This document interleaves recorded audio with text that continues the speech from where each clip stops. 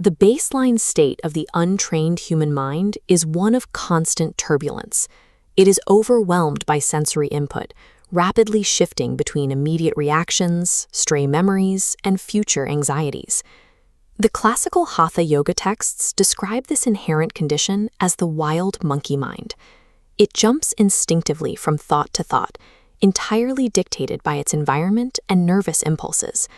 We oscillate continuously between what we desire and what we wish to avoid.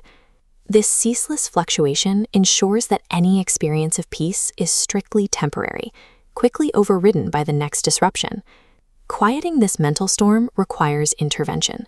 To stop the momentum, the practitioner needs a highly specific psychological anchor to hold their attention steady against the current. You cannot achieve stillness by fighting the chaos directly. You have to give the mind a single, dense point of focus to tether itself to, allowing the erratic energy to simply exhaust itself. Over 2 millennia ago, the sage Patanjali codified the solution to this mental turbulence in Sutra 1.32 of his Yoga Sutras. The text reads, Tat pratisheda artham, eka tattva abhyasa.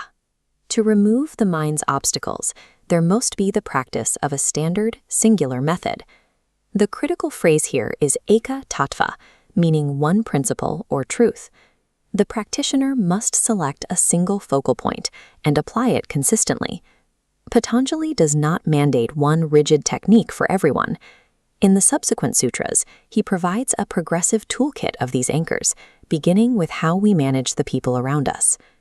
Sutra 1.33 turns the practitioner's attention toward the external landscape. It outlines 4 specific social attitudes designed to neutralize friction in our daily relationships. The first 2 require cultivating active friendliness toward those who are happy, known as Maitri, and extending deep compassion to those who are suffering, known as Karuna.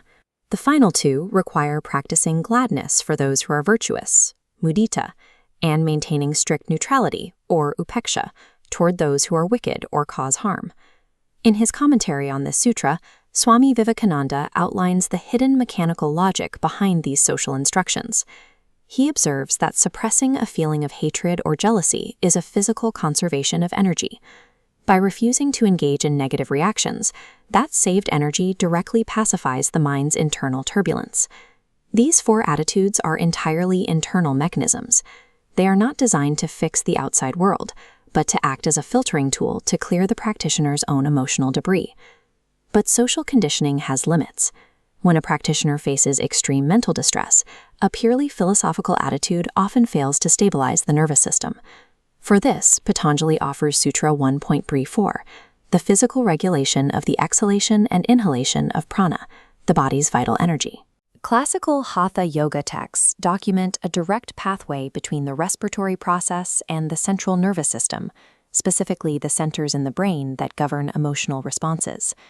Erratic, shallow breathing sends erratic impulses to these centers, sustaining the physical state of panic.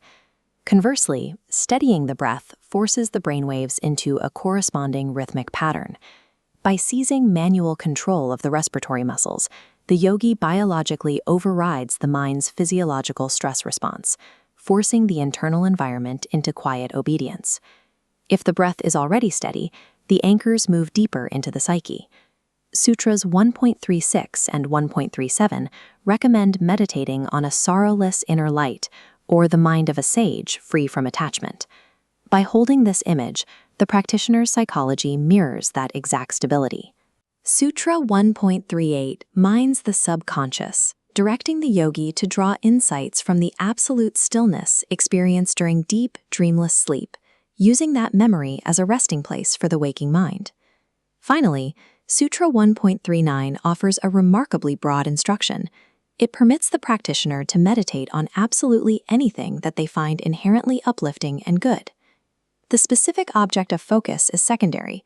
The true function of the anchor is the act of unbroken concentration itself, which starves the ego of the distractions it needs to survive. When these anchors are successfully applied over time, a physiological and mental threshold is crossed. The vrittis, the chaotic fluctuations of the mind, cease their movement. The classical texts compare this state to a polished crystal. Stripped of the friction of social anxiety, the panic of physical stress, and the darkness of mental confusion, the mind becomes entirely transparent. Me's 8 sutras form a highly practical, sequential technology for regulating attention and developing supreme emotional intelligence.